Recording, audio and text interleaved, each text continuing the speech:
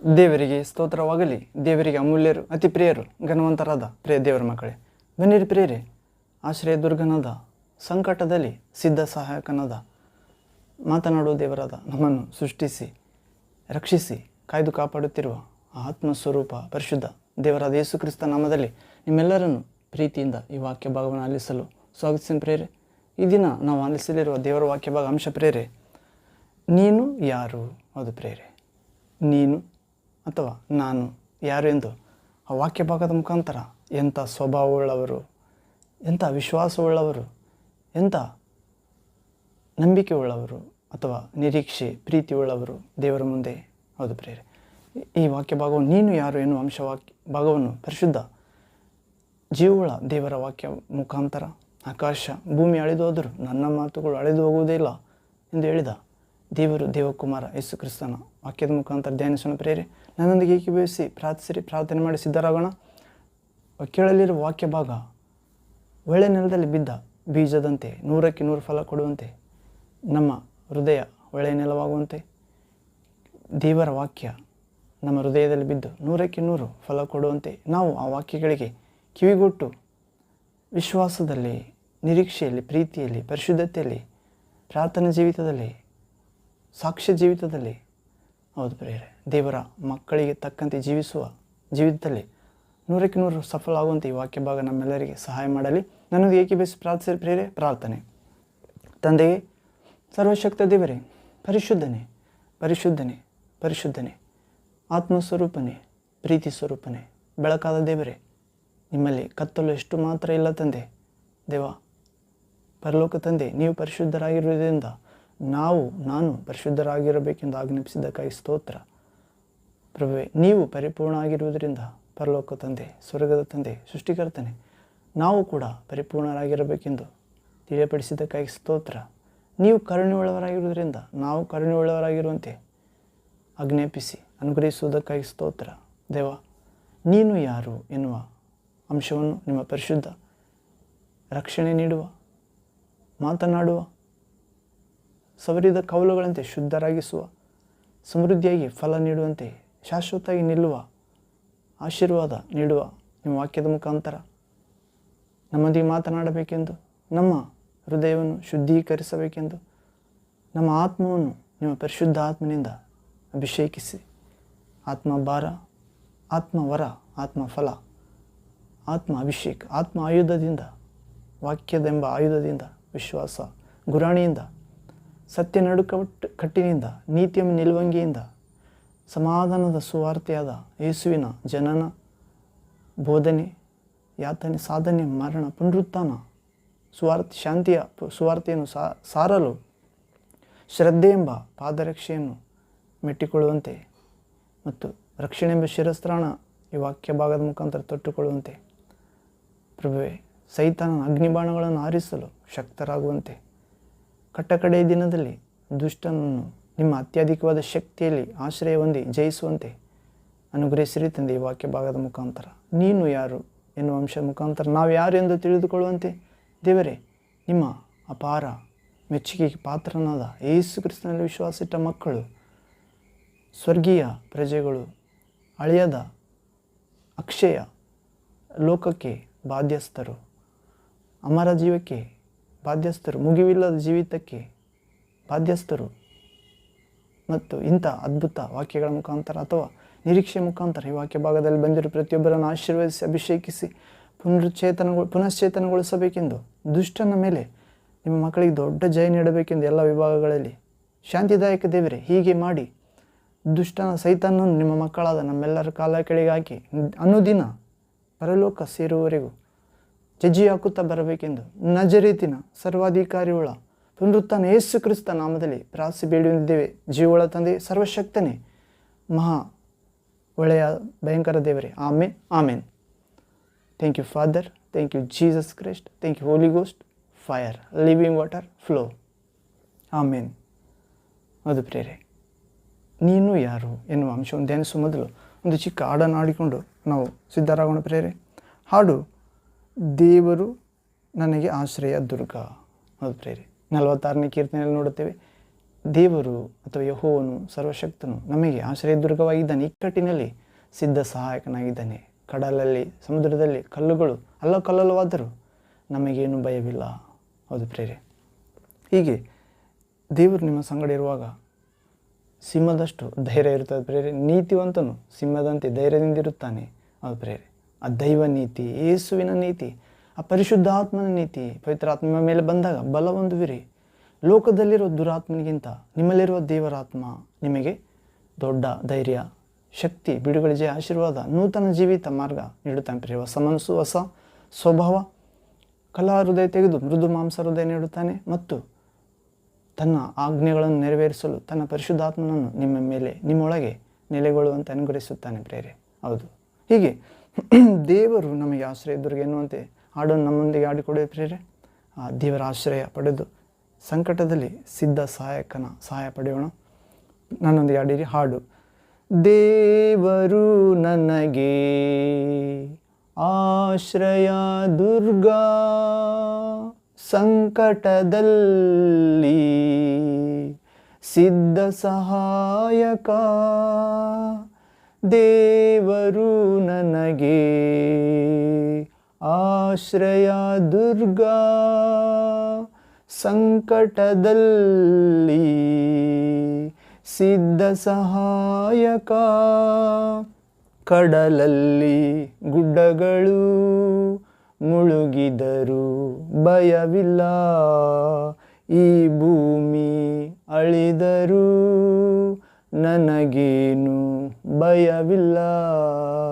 ಕಡಲಲ್ಲಿ ಗುಡ್ಡಗಳು ಮುಳುಗಿದರೂ ಭಯವಿಲ್ಲ, ಈ ಭೂಮಿ ಅಳಿದರೂ ನನಗೇನು ಭಯವಿಲ್ಲ.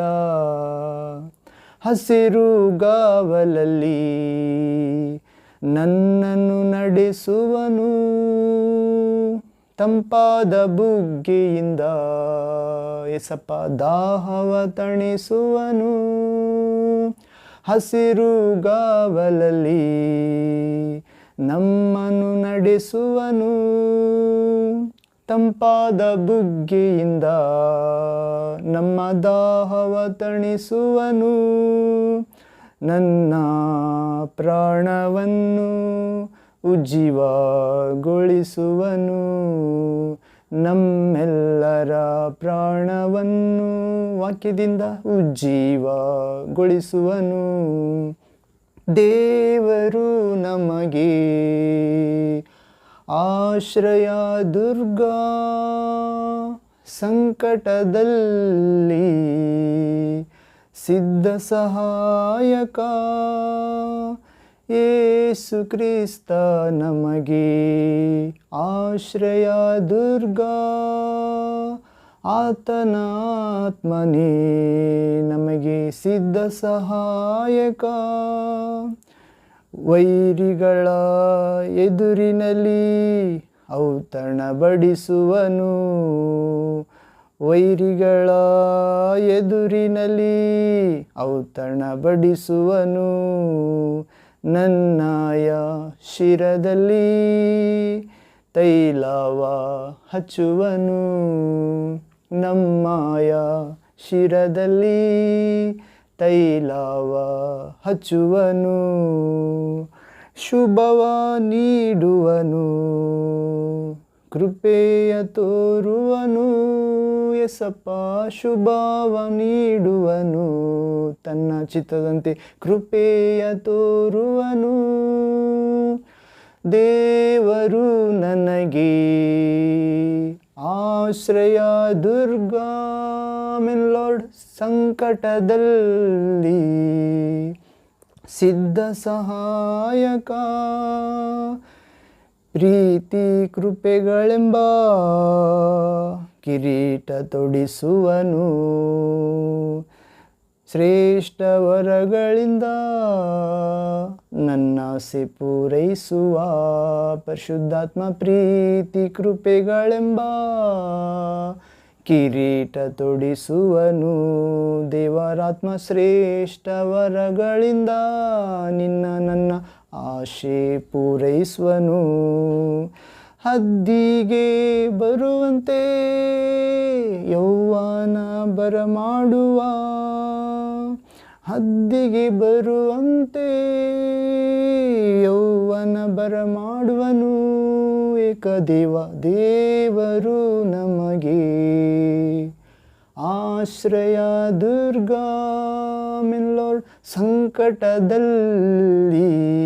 ಯಾವಾಗಲೂ ಸಿದ್ಧ ಸಹಾಯಕ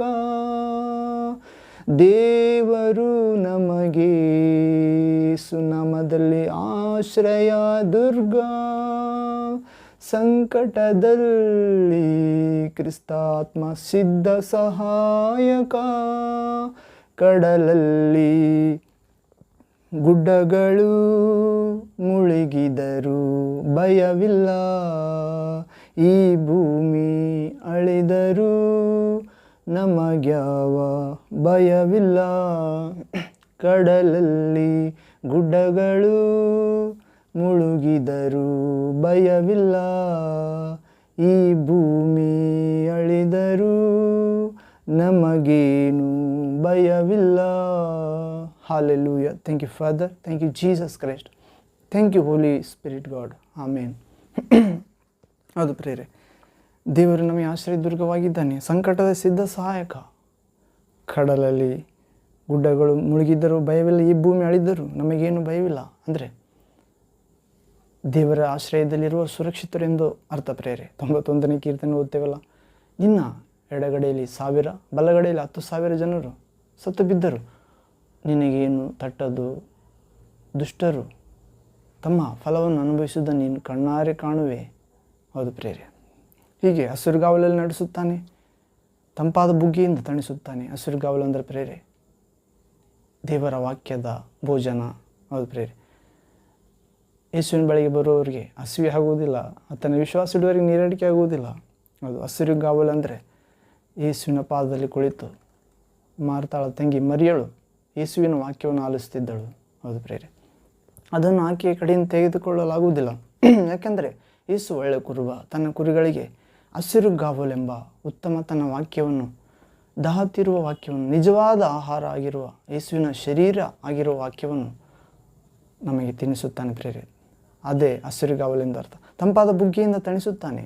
ಯೇಸು ಹೇಳ್ತಾನೆ, ನಾನು ಆಡಿದ ಮಾತುಗಳೇ ಜೀವ ಆತ್ಮ. ಹೌದು ಪ್ರೇರೆ, ಜೀವಾತ್ಮ ಎಂಬ ಜಲದಿಂದ, ತಂಪಾದ ಬುಗ್ಗೆಯಿಂದ ತಣಿಸುತ್ತಾನೆ. ನಮ್ಮ ಆತ್ಮ ದೇಹವನ್ನು ಸಮೃದ್ಧಿಗೊಳಿಸುತ್ತಾನೆ, ಹೀಗೆ ಉಜ್ಜೀವಗೊಳಿಸುತ್ತಾನೆ ಪ್ರೇರೆ. ಅವು ವೈರಿಗಳ ಎದುರಿನಲ್ಲಿ ಔತಣ ಬಡಿಸುತ್ತಾನೆ, ನಮ್ಮ ಶರೀರದಲ್ಲಿ ತೈಲವನ್ನು ಹಚ್ಚುತ್ತಾನೆ, ಜೀವಮಾನವೆಲ್ಲ ಶುಭ ನೀಡುತ್ತಾನೆ, ಕೃಪೆ ತೋರುತ್ತಾನೆ. ಪ್ರೇರೆ, ನಮ್ಮ ವೈರಿಯಾದ ಸೈತಾನನ ಎದುರಲ್ಲಿ ನಮ್ಮನ್ನು ಅಭಿಷೇಕಿಸುತ್ತಾನೆ. ಇಹಲೋಕದ ಎಲ್ಲ ಕೇಡುಗಳಿಂದ, ಸೈತಾನ ತಂತ್ರಗಳಿಂದ ನಮಗೆ ಜಯ ನೀಡುತ್ತಾನೆ. ತನ್ನ ಆಶ್ರಯಕ್ಕೆ ಬಂದವರಲ್ಲಿ ಒಬ್ಬರನ್ನು ಕೂಡ ಅಪರಾಧಿ ಎಂದು ನಿರ್ಣಯಿಸುವುದಿಲ್ಲ ಪ್ರಭು. ಸೈತಾನನ ಎದುರಿನಲ್ಲಿ ನಮಗೆ ಔತಣ, ಪ್ರೀತಿ ಕೃಪೆಗಳೆಂಬ ಕಿರೀಟ, ಪವಿತ್ರಾತ್ಮ ವರ, ಪವಿತ್ರಾತ್ಮನ ಫಲ, ಪರಿಶುದ್ಧಾತ್ಮನ ಫಲ, ಆಯುಧಗಳನ್ನು ಧರಿಸುತ್ತಾನೆ, ಶುಭ ನೀಡುತ್ತಾನೆ. ಅವುಗಳ ಮುಖಾಂತರ ತನ್ನ ನಾಮ ಮಹಿಮೆಗಾಗಿ ಕೃಪೆ ತೋರುತ್ತಾನೆ ಪ್ರೇರೆ. ಹೌದು, ದೇವರಲ್ಲಿ ಭಯಭಕ್ತಿಯುಳ್ಳವರ ಮೇಲೆ ಆತನ ಕೃಪೆಯು ಆಕಾಶದಷ್ಟು ಉನ್ನತ. ಬೆಟ್ಟಗಳು ಕದಲಿದರು, ಗುಡ್ಡಗಳು ಅಗಲಿದರು, ನನ್ನ ಕೃಪೆ ನಿನ್ನನ್ನು ಬಿಟ್ಟು ಹೋಗುವುದಿಲ್ಲ, ನನ್ನ ಸಮಾಧಾನದ ಒಪ್ಪಂದವು ನಿನ್ನಿಂದ ಅಗಲುವುದಿಲ್ಲ. ಹೌದು ಪ್ರೇರೆ, ದೇವರು ತನ್ನ ಕೃಪೆ ಕದಲಿಸುವುದಿಲ್ಲ ಎಂದು ಹೇಳುತ್ತಿದ್ದಾನೆ. ಸಮಾಧಾನದ ಒಪ್ಪಂದ. ಹೌದು ಪ್ರೇರೆ, ನಾನು ನಿನ್ನ ಪ್ರೀತಿಸಿದ ದೇವ, ನಾನು ನಿನ್ನ ಸೃಷ್ಟಿಸಿದ ದೇವ. ಹೌದು ಪ್ರೇರೆ, ಮತ್ತು ತಾಯಿತನವನ್ನು ಮರೆತರು ಮಕ್ಕಳನ್ನು ನಾನು ಮರೆಯುವುದಿಲ್ಲ, ಇಗೋ ನಿನ್ನನ್ನು ನನ್ನ ಅಂಗೈಯಲ್ಲಿ ಚಿತ್ರಿಸಿಕೊಂಡಿದ್ದೇನೆ ಎಂದು ಹೇಳಿದ ವಾಗ್ದಾನ ಮಾಡಿದ ದೇವರಾಗಿದ್ದಾನೆ ಪ್ರೇರೆ. ಹೀಗೆ ಶುಭ ನೀಡುತ್ತಾನೆ, ಕೃಪೆ ತೋರುತ್ತಾನೆ, ಕೃಪೆ ಪ್ರೀತಿ ಎಂಬ ಕಿರೀಟದಿಂದ ತೊಡಿಸುತ್ತಾನೆ, ಶ್ರೇಷ್ಠ ವರಗಳಿಂದ ನಿನ್ನ ಆಸೆ ಪೂರೈಸುತ್ತಾನೆ, ಹದ್ದಿಗೆ ಬರುವಂತೆ ಯೌವನ ಬರಮಾಡುತ್ತಾನೆ. ಅದು ಪ್ರೇರೆ, ಕೃಪೆ ಪ್ರೀತಿ ಕಿರೀಟಗಳಿಂದ ಶೃಂಗರಿಸುತ್ತಾನೆ. ಹೀಗೆ ಶ್ರೇಷ್ಠ ವರಗಳಿಂದ, ಪರಿಶುದ್ಧಾತ್ಮನ ವರಗಳು ಪ್ರೇರೆ, ಇತರರ ಒಳಿತಿಗಾಗಿ ಪರಿಶುದ್ಧಾತ್ಮನ ಕೊಡುವ ವರಗಳು, ಮತ್ತು ನಮ್ಮ ಆತ್ಮದ ರಕ್ಷಣೆಗಾಗಿ, ಪರಲೋಕ ಪ್ರವೇಶಕ್ಕಾಗಿ, ಯೇಸುವಿನ ಮುಂದೆ ನಿಲ್ಲುವುದಕ್ಕಾಗಿ ಪರಿಶುದ್ಧಾತ್ಮನ ಫಲಗಳನ್ನು ಅನುಗ್ರಹಿಸುತ್ತಾನೆ. ಮತ್ತು ಸೈತಾನನ್ನು ಶೀಘ್ರವಾಗಿ ಕಾಲ ಕೆಳಗೆ ತುಳಿದು ಹಾಕಲು ಪರಿಶುದ್ಧಾತ್ಮನ ಆಯುಧಗಳನ್ನು ದಯಪಾಲಿಸುತ್ತಾನೆ, ವಾಕ್ಯದ ಆಯುಧ. ಹೀಗೆ ಹದ್ದಿಗೆ ಬರುವಂತೆ ಯೌವನ ಬರಮಾಡುತ್ತಾನೆ. ನಮ್ಮ ಆಸೆ ಪೂರೈಸಿ ಒಬ್ಬರು ಅನೇಕ ದೇವರು ಕೊಡುವ ಅನೇಕ ಆಶೀರ್ವಾದವೇ ಪ್ರೇರೆ, ಅದು ಯಥಾರ್ಥ ಭಕ್ತಿಯಿಂದ, ನಿಜವಾದ ಭಕ್ತಿಯಿಂದ, ನಿರಾಶರಾಗದೆ, ಬೇಸರ ಪಡದೆ, ಎಡೆಬಿಡದೆ, ವಿಶ್ವಾಸ, ಪ್ರಾರ್ಥನೆ, ಪರಿಶುದ್ಧ ಭಕ್ತಿಯಿಂದ ಸಾಧ್ಯ ಪ್ರೇರೆ. ಹೌದು, ಅಂಥ ಪ್ರಭು ನಮ್ಮೆಲ್ಲರೂ ನೀಡಲಿ. ಈ ದಿನ, ಈ ಕ್ಷಣ ನಾವು ಆರಿಸಿಕೊಂಡಿರುವ ವಾಕ್ಯ ಭಾಗ ಅಂಶ ಪ್ರೇರೆ, ನೀನು ಯಾರು? ಹೌದು ಪ್ರೇರೆ, ನೀನು ಯಾರು? ನಾವು ಅಂದ್ಕೊಳ್ಬೋದು, ನಾನು ಮನುಷ್ಯ, ನಾನು ಸಾಧಾರಣ ಮನುಷ್ಯ, ನಾನು ಪಾಪಿ. ಹೌದು ಪ್ರೇರೆ, ಇದು ನಾವು ಸಾಮಾನ್ಯವಾಗಿ ಹೇಳುವುದುಂಟು. ಅಥವಾ ಯೇಸುವಿನಲ್ಲಿ ಬಂದಾಗ ನಾವು ಮಾರ್ಪಡುತ್ತೇವೆ ಪ್ರೇರೆ. ಯಾರಾದರೂ ಕ್ರಿಸ್ತ ಯೇಸುವಿನಲ್ಲಿ ಒಂದಾದರೆ ಅವನು, ಆಕೆ ನೂತನ ಸೃಷ್ಟಿಯಾಗುತ್ತಾರೆ. ಹಳೆಯದೆಲ್ಲ ಅಳಿದು ಹೋಗಿ ಹೊಸದು ಜನ್ಮ ತಳೆಯುತ್ತದೆ. ಹೌದು, ಯೇಸುವೆ ದೇವರ ಕುಮಾರನೆಂದು ವಿಶ್ವಾಸಿಸುವವರ ಹೊರತು ಲೋಕವನ್ನು ಜಯಿಸುವವರು ಯಾರಿದ್ದಾರೆ? ಹೌದು ಪ್ರೇರೆ, ಯೇಸು ಕ್ರಿಸ್ತನು ದೇವರ ಕುಮಾರನೆಂದು ವಿಶ್ವಾಸುವುದಾದರೆ ನಾವು ಲೋಕವನ್ನು ಜಯಿಸುತ್ತೇವೆ. ಲೋಕ ಎಂದರೆ ಕಣ್ಣಿನ ಆಶೆ, ಶರೀರದ ಆಶೆ, ಬದುಕು ಬಾಳಿನ ಡಂಬ. ಹೌದು ಪ್ರೇರೆ, ಲೋಕವನ್ನು ಪ್ರೀತಿಸಿದರೆ ದೇವರೊಂದಿಗೆ ವೈರತ್ವ. ಆದರೆ ನಾವು ಪರಿಶುದ್ಧಾತ್ಮನ ನಿಯಮವಾದ ಪಾಪ ಮರಣಗಳಿಂದ, ನಿಯಮದಿಂದ ನಾವು ಹೊರಬರುತ್ತೇವೆ ಪ್ರೇರೆ. ಯೇಸುವನ್ನು ವಿಶ್ವಾಸಿಸಿದಾಗ, ಆತನು ಪ್ರೀತಿಸಿ, ಆತನ ಆಜ್ಞೆಗಳನ್ನು ಕೈಗೊಂಡು ನಡೆದಾಗ, ಯೇಸು ತಂದೆಯಲ್ಲಿ ಪ್ರಾರ್ಥಿಸಿ ತನ್ನಂತಿರುವ ಬೇರೊಬ್ಬ ಸಹಾಯಕ, ಯೇಸುವನ್ನು ಸಮಾಧಿಯಿಂದ ಎಬ್ಬಿಸಿದ, ಯೇಸುವನ್ನು ಪುನರುತ್ಥಾನಗೊಳಿಸಿದ, ಯೇಸುವನ್ನು ಮಹಿಮೆ ಶರೀರಕ್ಕೆ ಎಬ್ಬಿಸಿದ, ಯೇಸುವನ್ನು ತಂದೆಯ ಬಳಿಯಲ್ಲಿ ಆದಿಕಾಲದಲ್ಲಿ ಇದ್ದ ಅದೇ ಮಹಿಮೆಯೊಂದಿಗೆ ಸೇರಿಸಿದ ಆ ತಂದೆಯ ಆತ್ಮನೇ ನಿಮ್ಮ ಮೇಲೆ ಬಂದಾಗ ಬಲ ಹೊಂದುತ್ತೀರಿ. ಹೌದು ಪ್ರೇರೆ, ಪಾಪ, ನೀತಿ, ನ್ಯಾಯ, ಅಂತಿಮ ತೀರ್ಪುಗಳ ಕುರಿತು ಮನವರಿಕೆ ಮಾಡಿಕೊಳ್ಳುತ್ತಾನೆ. ಮತ್ತು ನಿಮ್ಮ ಆತ್ಮ ದೇವರಿಟ್ಟಿರುವ ದೀಪ, ಅದು ಶಾಶ್ವತವಾದದ್ದು, ಅದು ಪರಲೋಕಕ್ಕೆ ಮತ್ತು ಗಾಢಾಂಧಕಾರಕ್ಕೆ ಹೋಗಬೇಕಾಗಿದೆ ಎನ್ನುವ ಸತ್ಯ ತಿಳಿಯುತ್ತದೆ ಪ್ರೇರೆ. ನೀವು ನನ್ನನ್ನು ಪ್ರೀತಿಸುವರಾದರೆ ನೀವು ನನ್ನ ಶಿಷ್ಯರಾಗುತ್ತೀರಿ, ನನ್ನ ಆಜ್ಞೆಗಳನ್ನು ಕೈಗೊಂಡು ನಡೆಯುತ್ತೀರಿ. ಆಗ ನೀವು ಸತ್ಯ ಅರಿತುಕೊಳ್ಳುತ್ತೀರಿ. ಸತ್ಯ ನಿಮ್ಮನ್ನು ಸ್ವಾತಂತ್ರ್ಯ ಮಾಡುತ್ತದೆ. ಸತ್ಯ ಅಂದರೆ ಯೇಸು ಆಗಿದ್ದಾನೆ ಪ್ರೇರೆ.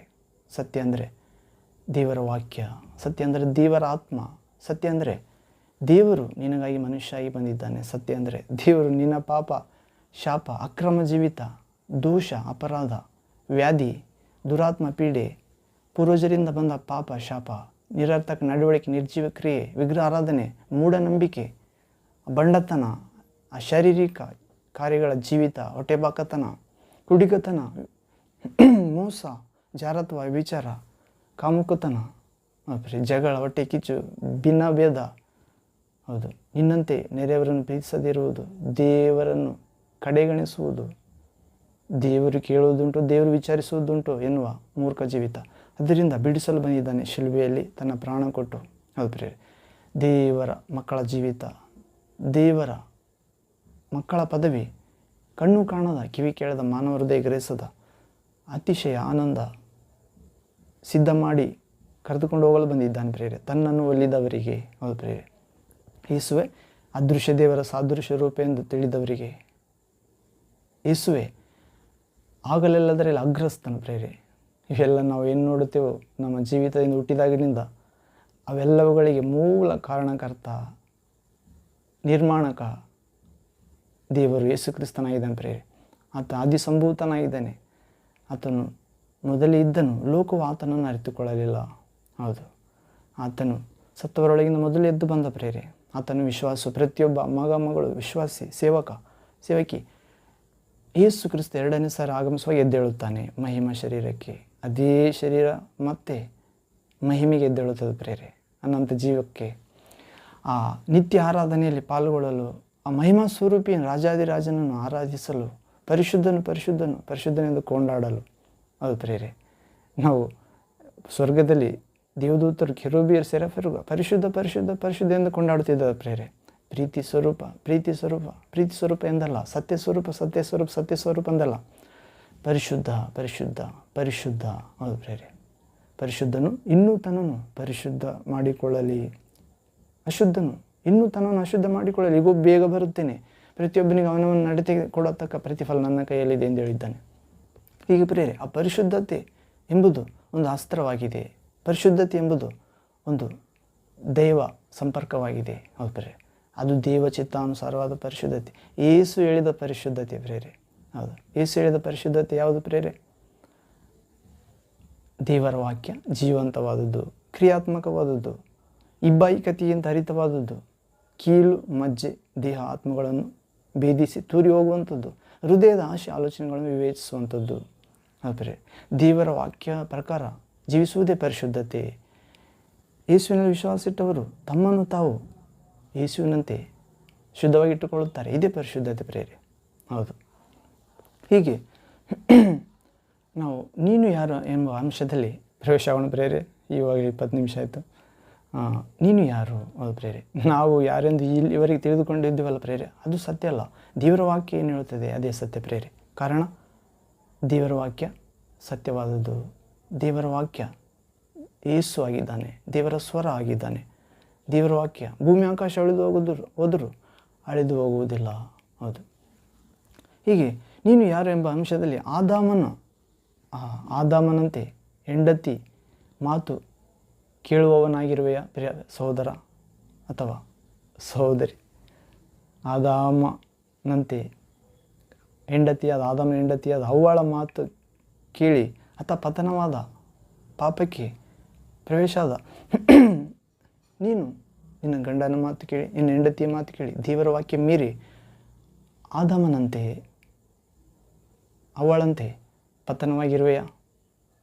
ಮತ್ತು ಎರಡನೇದಾಗಿ ಕಾಯಿನನಂತೆ ಸಹೋದರನನ್ನು ಸಾಯಿಸುವಂಥವರ?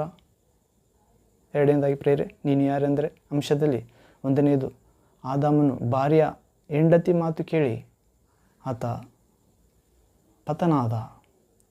ಹಾಗೂ ಕಾಯಿನ ತನ್ನ ಸಹೋದರನನ್ನು ಸಾಯಿಸಿ ಪತನ ಆದ, ಅಂದರೆ ದೇವರ ದೃಷ್ಟಿಯಲ್ಲಿ ದೂರ ಆಗಿಬಿಟ್ಟ, ಪಾಪ ಮಾಡಿದ.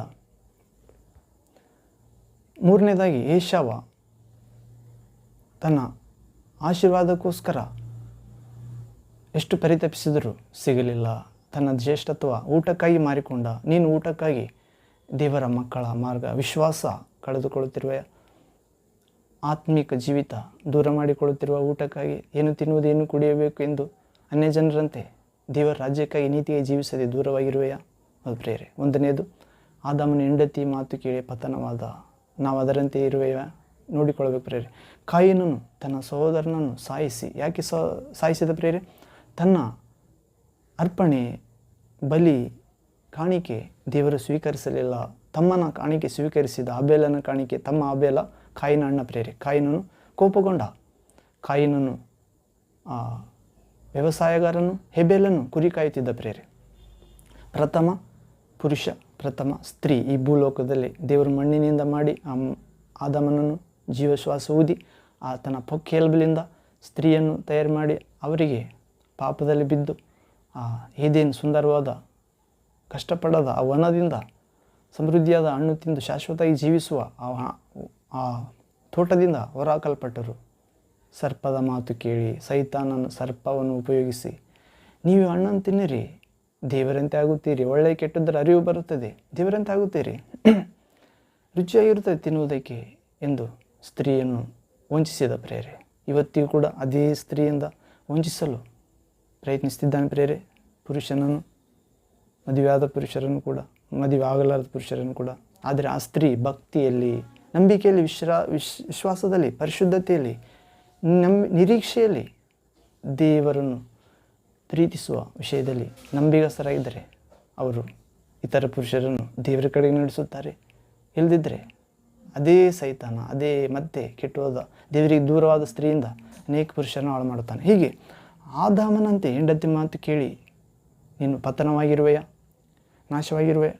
ಕಾಯಿನಂತೆ ತನ್ನ ತಮ್ಮನನ್ನು ಕೊಂದು ಕೊಲ್ಲುವವನಾಗಿರುವೆಯಾ?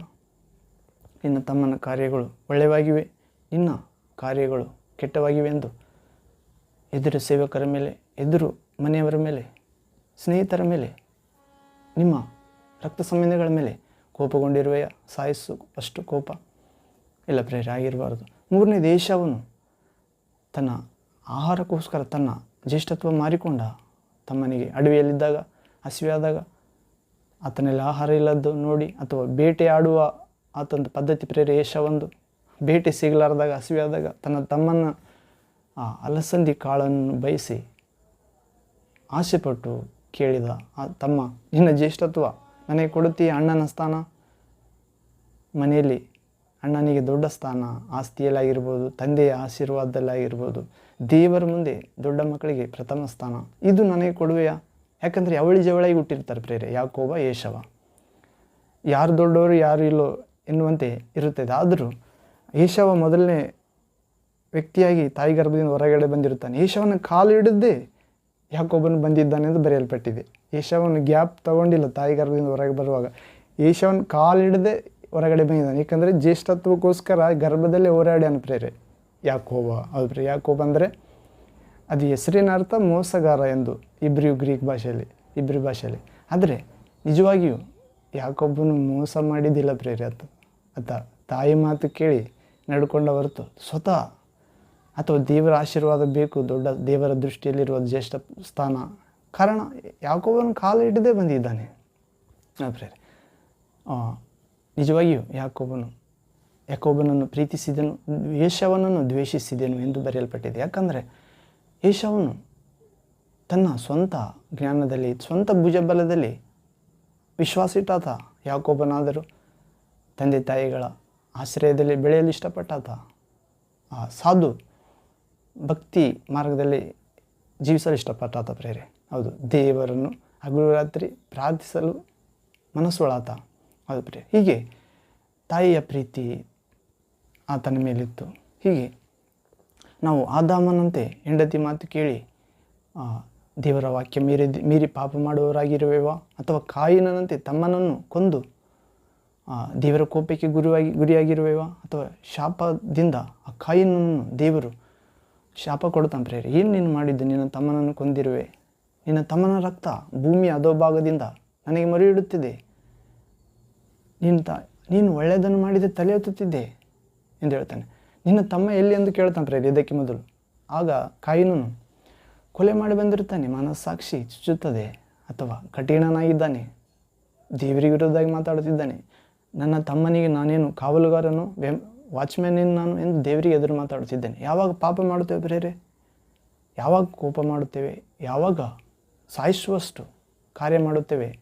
ನಮ್ಮಂತೆ ಇರುವ ದೇವರ ಸ್ವರೂಪದ ಮಕ್ಕಳನ್ನು ನಾವು ದೇವರಿಗೆ ವಿರೋಧವಾಗಿ ದಂಗೆ ಎದ್ದೇಳುತ್ತೇವೆ, ದೇವರಿಗೆ ಕಾನೂನಿಗೆ ಸ್ವರಕ್ಕೆ ವಿರುದ್ಧವಾಗಿ ಮಾತಾಡುತ್ತೇವೆ, ದೇವರ ಆತ್ಮನಿಂದ ಶಿಕ್ಷಿಸಲ್ಪಡುತ್ತೇವೆ. ಆಗ ದೇವರು ಹೇಳುತ್ತಾನೆ, ನೀನು ಇಂಥ ಕಾರ್ಯ ಮಾಡುವುದರಿಂದ ನಿನ್ನ ಬಾಗಿಲಲ್ಲಿ ಪಾಪವು ಹೊಂಚಾಕಿ ನಿನಗೋಸ್ಕರ ಕಾದುಕೊಂಡಿದೆ, ನೀನು ಅದನ್ನು ಜಯಿಸಬೇಕು ಎಂದು ಹೇಳ್ತಾನೆ ಪ್ರೇರೆ. ಯಾವಾಗ ಪಾಪ ಮಾಡುತ್ತೇವೆ, ಆ ಪಾಪವು ಶಾಪವಾಗಿ ಸರ್ಪವಾಗಿ ಬಾಗಿಲಲ್ಲಿ ನಿಂತು ನಮಗೋಸ್ಕರ ಬಯಸುತ್ತದೆ ಪ್ರೇರೆ, ನಮ್ಮನ್ನು ನಾಶ ಮಾಡಲು, ಅಲೆಮಾರಿಯಾಗಿ ಜೀವಿಸುವಂತೆ, ನೆಮ್ಮದಿ ಹಾಳು ಮಾಡುವಂತೆ ಕಾದುಕೊಂಡಿರುತ್ತದೆ. ಶಾಂತಿ ಕೆಡಿಸಲು, ದುಃಖಪಡಿಸಲು, ಗುಣಗೊಟ್ಟಲು, ವಿಕಾರಿಯಾಗಿ ಅಲೆಯಲು ಆ ಪಾಪವು ನಮ್ಮನ್ನು ಕಾಡಿಸುತ್ತದೆ. ಹೀಗೆ ಪ್ರೇರೆ, ನೀನು ಯಾರ ಅಂಶದಲ್ಲಿ? ನಾವು ಆದಾಮ ಹೆಂಡತಿಯಂತೆ ಇರುವೆವಾ? ಆದಾಮನಂತೆ ಇರುವೆವಾ? ಹೆಂಡತಿ ಮಾತು ಕೇಳಿ. ಒಂದನೇದಾಗಿ. ಎರಡನೇದಾಗಿ ಕಾಯಿನಂತೆ ಸಹೋದರನನ್ನು ಸಾಯಿಸುವವರಾಗಿರುವೆವಾ? ಮೂರನೇದಾಗಿ ಏಷಾವನಂತೆ ಆ ನಂತರ ಆಶೀರ್ವಾದ ಕೋರಿಕೊಳ್ಳಲು ಬರುವೆವಾ ತಂದೆಯ ಬಳಿಯಲ್ಲಿ? ಜ್ಯೇಷ್ಠತ್ವ ಮಾರಿಬಿಟ್ಟ ಪ್ರೇರೆ, ಅದು ಆತನಿಗೆ ಸಿಕ್ತು, ಸಣ್ಣ ಮಗನಿಗೆ, ಅಣ್ಣನಿಗೆ ಸಿಗಲಿಲ್ಲ ಎಷ್ಟು ಬೇಡಿದರು. ನಾಲ್ಕನೇದಾಗಿ ಯೋಸೇಫನ ಸಹೋದರರಂತೆ ದ್ವೇಷ ಹೆಚ್ಚಿಸಿಕೊಳ್ಳುತ್ತಿರುವೆವಾ? ಯೋಸೇಫನ ಸಹೋದರರು, ಈಗ ಯಾಕೋಬನ 12 ಮಕ್ಕಳು ಪ್ರೇರೆ, ಅವರಲ್ಲಿ ಯೋಸೇಫ ಎಂಬಾತ ದೇವರ ಭಕ್ತಿಯುಳ್ಳಾತ, ಕನಸುಗಾರ, ದೇವರಿಂದ ಮುಂದೆ ಆಗುವ ಸಂಗತಿಗಳನ್ನು ದೇವರ ಆತ್ಮನಿಂದ ಪಡೆಯುವಾತ ಪ್ರೇರೆ. ಬರಗಾಲದಲ್ಲಿ ದೊಡ್ಡ ಆಶ್ರಯ ಆದಾತ ಅನ್ಯಜನಕ್ಕೆ, ಸ್ವಜನಕ್ಕೆ. ಹೀಗೆ ಯೋಸೇಫನ ಸಹೋದರರಂತೆ ದ್ವೇಷ ಹೆಚ್ಚಿಕೊಳ್ಳುವವರ ನಾವು ಇಲ್ಲ ಪ್ರೇರೆ, ಇರಬಾರ್ದು. ಐದನೇದು ಬೀಳಾಮನಂತೆ ಫಾರಿನ್ ಕಾಂಟ್ಯಾಕ್ಟ್ಸ್ಗಾಗಿ ಹಾರಾಟ ಪಡುತ್ತಿದ್ದೇವೆಯಾ? ರಾಜ ಬಂದು ಅವರನ್ನು ಶಪಿಸು, ಇಸ್ರಾಯೇಲರನ್ನು ನಿಮಗೆ ಹಣ ಕೊಡುತ್ತೇನೆ ಎಂದಾಗ ದೇವರ ದಾಸ ಅಥವಾ ಪ್ರವಾದಿ ಒಪ್ಪಿಕೊಳ್ಳುತ್ತಾನೆ, ದೇವರು ಬೇಡಂದರೂ ಕೂಡ. 2ನೇ ಸಾರಿ ಮತ್ತೆ ಕೇಳುತ್ತಾನೆ ಹಣದಾಸೆಗಾಗಿ. 4ನೇದಾಗಿ ಆಹಾಬನಂತೆ ಬೈಬಲ್ ಕಾಲೇಜಿಗೆ ಹೆಡ್ಡಾಗಿರುವೆಯಾ? ಮುಖ್ಯಸ್ಥ. ಹೌದು ಪ್ರೇರೆ, ಆಹಾಬನು ಕೂಡ ದೇವರ ಇಟ್ಟ ಸ್ಥಳದಲ್ಲಿ ಅರಸನಾಗಿದ್ದ, ಆದರೆ ದೇವರ ಮಾರ್ಗದಲ್ಲಿ ನಡೆಯಲಿಲ್ಲ, ಪೂರ್ವಜ ಅರಸರಂತೆ. 7ನೇದಾಗಿ ಸಹೋದರರ ಮೇಲೆ ತಪ್ಪು ಹೊರಿಸುವ ಸೈತಾನನಂತೆ ಇರುವೆಯಾ? ಹೌದು ಪ್ರೇರೆ, ಸೈತಾನನು ತಪ್ಪು ಹೊರಿಸ್ತಿದ್ದಾನೆ ದೇವರ ಮಕ್ಕಳ ಮೇಲೆ. ಹೌದು ಪ್ರಿಯರೇ, ನಾವು ಆತನಂತೆ ಇರಬಾರದು. ಯೇಸುವಿನಂತೆ ತಂದೆ ಇವರು ಮಾಡುತ್ತೀರಿ, ಇವರು ಏನು ಅರಿಯುವರು, ಇವರನ್ನು ಕ್ಷಮಿಸು ಎಂದು ಬೇಡಿಕೊಂಡು ಪ್ರಿಯರೇ. ಆಮೇನ್.